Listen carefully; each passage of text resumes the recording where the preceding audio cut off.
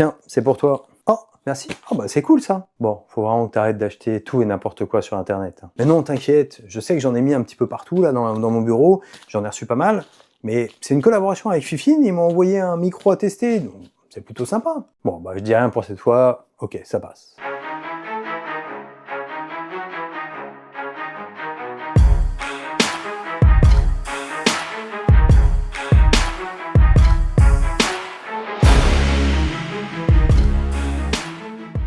Bon, comme tu as dû le comprendre, on est à nouveau sur une collaboration avec Fifine. D'ailleurs, merci à eux. Donc cette fois-ci, ils m'ont envoyé un nouveau micro, le AM8. Il a été testé pas mal de fois et a priori, ça a l'air d'être un bon micro. Il propose deux types de branchements, de l'USB ou de l'XLR.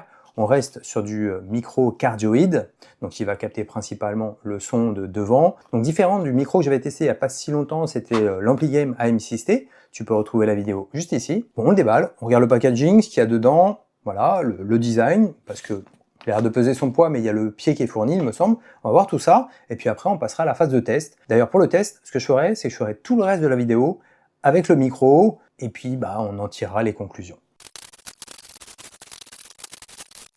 Je disais tout à l'heure que c'est du cardioïde, c'est une capsule. Alors par rapport à ce modèle-là, on va parler plus au-dessus que devant par rapport à la M6T. Ce qu'on peut dire d'autre, et ce qui est intéressant, c'est que ceux qui ont des petites tables de mixage là en XLR, on peut le brancher en XLR et retravailler tout le son. Donc ça peut être intéressant pour ceux qui ont ce genre de matériel-là, ou ceux qui n'ont pas ou qui ont la flemme. Donc normalement, en USB, il devrait être assez équilibré pour ne pas avoir de retouches à faire particulières. Donc après packaging, pareil, violet, les petits néons là, toujours sympa, sobre, efficace, mais comme celui-là, il était sorti un petit peu avant les autres. Bon, ils n'ont jamais évolué leur packaging, en tout cas, a priori, pour l'instant, c'est toujours le même. Bon, dedans, le manuel classique, une petite carte où il parle en anglais, peut-être un remerciement ou autre. Alors, je disais que le colis pesait son poids, parce qu'effectivement, on a un pied là qui a l'air assez lourd. Moi, je préfère l'avoir sur un bras, voilà, articulé. Alors, je sais que chez Fifine, ils font un bras qui est pas mal, qui permet de le basculer devant, etc., là, mais qui est assez cher. Je le mettrai en lien en description si au cas où ça t'intéresse, sachant que le micro est disponible sur Amazon, je l'ai vu, donc je le mettrai aussi en lien affilié, s'il t'intéresse au cas où. Sur le site officiel de Fifine, en tout cas comme ça provient de la Chine, il y a sûrement des frais de douane dans les 9 €. Donc sur le site, je crois qu'il est dans les 53 € sur le site de Fifine. Donc 9 €, on est plus ou moins 60 €. Il est aussi disponible sur AliExpress. AliExpress, alors je sais pas pareil, il faut regarder s'il y a des frais d'envoi, des frais de douane ou autre. En tout cas, il est à 46,99 €. Cette version-là, la version noire, c'est la moins chère. Et il existe en rose et en blanc. Alors sur AliExpress, j'ai pas regardé pour les autres, mais en tout cas sur AliExpress, la version en blanche et en rose est plus chère. On est plutôt dans les 48-49 €. Bon, il se présente comme ça. Donc on a une petite mousse anti-pop-up là, assez épaisse. Je pense que ça doit bien amortir tout ce qui est les sons un peu désagréables, parce que normalement sur le cardioïde, il est censé ne pas prendre les sons, en tout cas atténuer les sons sur les côtés et sur l'arrière du micro. Donc une touche ici qui, de ce que je vois, une petite lumière, je pense que c'est pour le RGB, l'allumer, le changer, etc. La touche volume micro et la touche volume casque, parce qu'on doit pouvoir brancher un casque pour avoir un retour. Donc oui, c'est le cas, en dessous là, hop, on a un casque. Je te le montre de plus près. Voilà, les prises, tu peux voir l'USB-C, l'XLR, et la prise casque, et on n'a rien d'autre, pas de bouton particulier. Je te le montre de plus près, voilà, ici à l'arrière là, je pense, on verra à l'utilisation, je confirmerai après pendant le test. On doit avoir un bouton tactile, ça doit être pour couper ou activer le micro, tout simplement en appuyant dessus, à voir si après il y a bien un voyant qui indique que le micro est coupé ou actif, ou est-ce que c'est tout simplement ici, là où on a le RGB, qui nous indique quand c'est rouge éteint, vert actif, à voir. En tout cas, il pèse son poids. Alors il pèse son poids parce que aussi, alors, il est tout en plastique, mais on a l'arceau ici qui permet de le maintenir, en tout cas de le visser, ce qu'on va faire tout de suite sur son socle, qui est en métal, donc ça pèse. Donc voilà ce que ça peut donner quand il est sur son pied. On peut visser ou dévisser ici, ce qui permet tout simplement de le mettre dans cette position ou cette position. Rien de bien extraordinaire, plutôt classique je dirais. Et si on veut pas que ça bouge, on peut le verrouiller en serrant assez fort. Et dedans, on a le câble, logique, le câble qui n'est pas tressé. Bon, voilà, je le répète à chaque fois, mais moi j'aime bien le côté tressé des câbles, c'est plus qualitatif. Et puis en plus, ça fait une protection supplémentaire. Bon après, voilà. Si le plastique est de bonne qualité, pas de souci.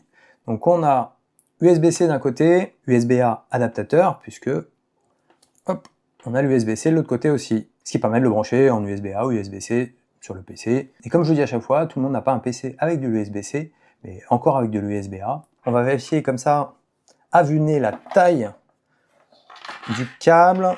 Allez, un bon 1,50 m, presque 2 mètres. Ah, on doit être à plus ou moins 2 mètres. Bon, si je trouve l'information, je mettrai la taille exacte du câble. Ça peut toujours être utile, hein, parce que si on est un peu éloigné de son PC, plus le câble est long, mieux c'est. Bon, après, pour ce que ça coûte un câble, on peut aller en acheter chez Action par exemple. Hein, ils sont pas mal leurs câbles. Pourquoi pas pour ce qui coûte en plus. Ce qu'on va faire déjà, on va juste le brancher pour voir les petits effets de LED, RGB et puis le coût de la coupure micro. Bon, il s'allume directement avec le RGB, un petit RGB, voilà. Alors si j'appuie là, c'est du tactile, hein. Hop. Et ça permet tout simplement de changer le RGB à sa convenance. Est-ce qu'il y a un moment où il est éteint ou est-ce qu'il faut maintenir pour l'éteindre? Alors si on maintient, ça l'éteint. Et si on maintient à nouveau, ça l'allume. Ok. Et on peut faire joujou avec le RGB. Derrière, je disais, le micro. Donc on voit, alors c'est dommage, il est placé à l'arrière. Alors par contre, ça peut être un peu contraignant entre guillemets, c'est-à-dire que là, on a la possibilité d'activer ou couper le micro. D'ailleurs, on va regarder si j'appuie dessus. Ah, il bascule en rouge, donc il est désactivé. Et si j'appuie dessus, il bascule en vert, il est activé, ok. Et par contre, comme on a le bouton volume micro, volume casque devant, alors dans la logique, on va le positionner comme ça, pour parler au-dessus, dans un sens ou dans l'autre, hein, peu importe. Mais du coup, on a les potences pour le volume, là, micro et casque ici. C'est pas très pratique. Et on peut couper devant, ou alors il faut faire l'inverse, c'est-à-dire comme ça, mais avec le câble, ça gêne un peu, le câble il gêne un peu. Par contre, si j'ai le micro comme ça, hop, là je coupe, c'est plus la partie pour couper le micro et le remettre que je vois pas, et j'ai bien accès aux potences pour le volume, ça pas de souci, mais c'est plus pour couper et remettre le micro, ça se fait un peu comme ça au toucher, quoi. Alors c'est parti pour la phase de test, et on se retrouve juste après. À partir de maintenant, je fais l'enregistrement avec le micro l'AM8, sans retouche post-prod, je vais laisser le son brut. Si tu veux voir les tests de l'AM6T et de celui de chez Action, je les mettrai en fin de vidéo. Et pour m'encourager, n'hésite pas à mettre un like et bien sûr à t'abonner. Comme je n'ai pas de table de mixage, il n'est pas branché en XLR mais en USB. Logiquement, il est censé être auto-calibré pour ne rien avoir à faire. Bon, déjà, comme premier test, ce que je vais faire, c'est que je vais continuer à parler et puis baisser tout simplement le volume pendant que je suis en train de parler. Voilà, tu devrais de moins en moins.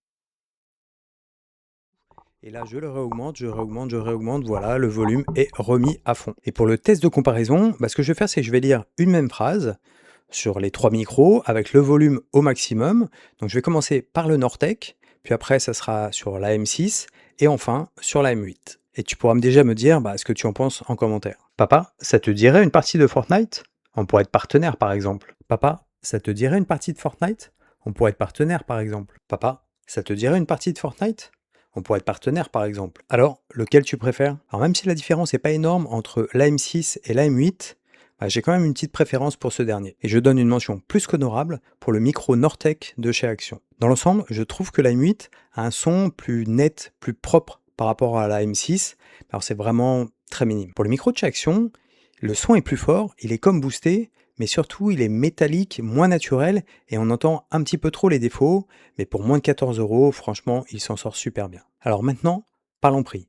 Pour la M8, on peut le retrouver entre 55 et 60 € sur Amazon, et plus ou moins 50 € sur AliExpress. La M6, lui, il n'est pas dispo sur Amazon, par contre on peut le retrouver à plus ou moins 45-50 € sur AliExpress. Si tu veux la version AM6T, c'est-à-dire avec le bras, faut compter un petit peu moins de 80 €. Si jamais la bonnette est HS, pas de souci, parce que tu peux la retrouver sur Amazon, un petit peu cher à mon goût, faut compter à peu près 12 €. Par contre, tu peux la retrouver à plus ou moins 3 € sur AliExpress. Si tu es intéressé, j'ai mis tous les liens en description. En tout cas, si tu as un budget de plus ou moins 50 €, ça semble un très bon choix. Dans l'ensemble, il respire la qualité. La qualité de l'enregistrement voix est vraiment très bonne, même sans retouche.